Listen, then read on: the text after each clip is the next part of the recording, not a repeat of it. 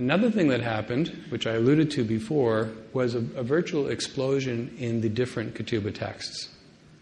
So as I mentioned, traditionally there would have been essentially one text that was standardized around the Talmudic period. In the 1970s and particularly the 1980s, artists started to write their own egalitarian texts.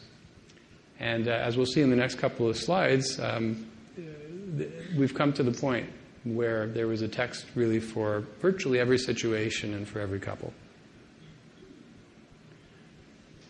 This chart attempts to organize some of the different texts and to give you a bit of a sense of the differences between them. So down the left side, I'm not sure if everyone can read it, we've got Orthodox and Conservative in one group, and then the other group is anniversary texts, commitment vows, the Canadian Reform Text, which I'll talk about in a minute, Interfaith Texts, Reform Texts, Same Sex Texts, and Secular Humanist Texts. The main differences between the two groups are the Orthodox and Conservative texts are written in Aramaic, which was the language that the sages decreed the Ketubah should be written in the Talmudic period because that was the language that everybody understood. Ironically, very few people understand Aramaic anymore, but traditionally Orthodox and Conservative Ketubahs continue that, to have it in Aramaic. All the other texts are written in modern Hebrew, and typically will come with an English translation that's an exact translation of the Hebrew. If somebody these days orders a Orthodox or Conservative text and wants to have an English text with it, the usual way of doing things is that there will be a short text which says something about love and the dates they were married and their names and whatnot, but it's not a complete translation. And the main reason is that the Orthodox and Conservative texts, they're not exactly beautiful love poems. They're documents that are fairly legalistic and frankly don't translate that well. The other thing about the Orthodox and Conservative texts is, so they're traditional. I guess that's a nice way of saying they're not egalitarian.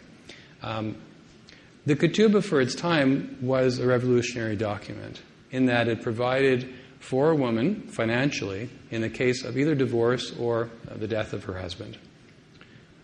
But it was not a two-way agreement. It was very much about the man's commitment to the woman, which was important for those times.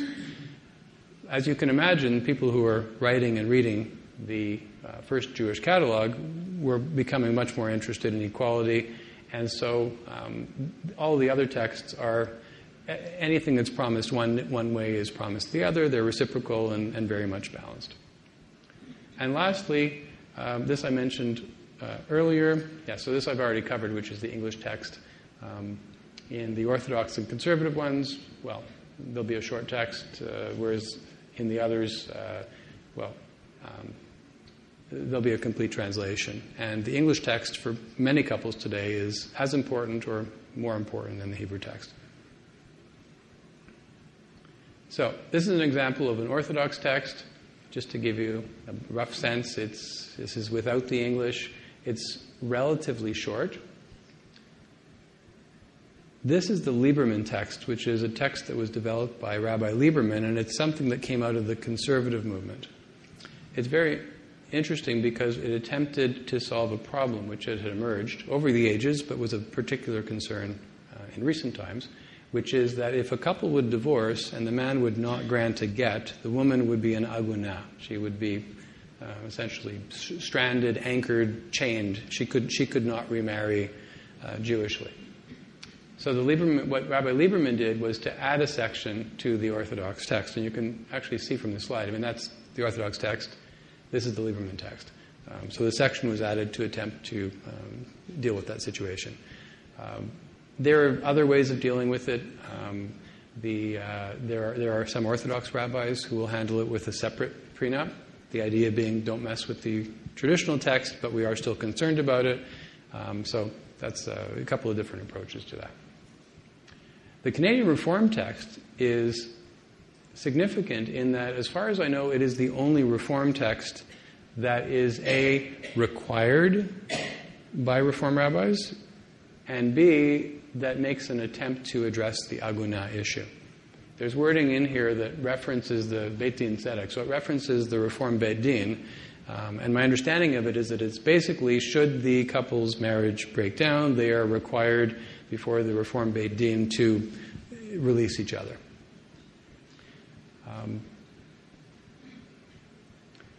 Next, the Interfaith Text.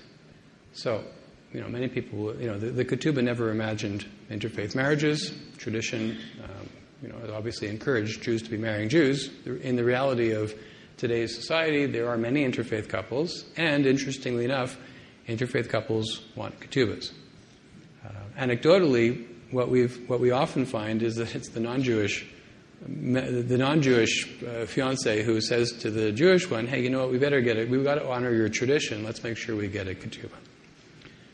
Interfaith ketubahs obviously are not halachically sound, but for that matter, I would say, depending on who you ask, almost anything other than an Orthodox ketubah, may or may not be halachically sound anyway.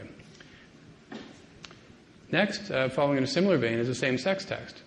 And this is a picture of my brother Daniel and his husband Greg when they got married 6 weeks before Cheryl and I did in the year 2000. And this is the ketubah that we gave them as a gift. Greg is Jewish, as is Daniel. They were married by a Reform rabbi in Los Angeles, even though it wasn't legal.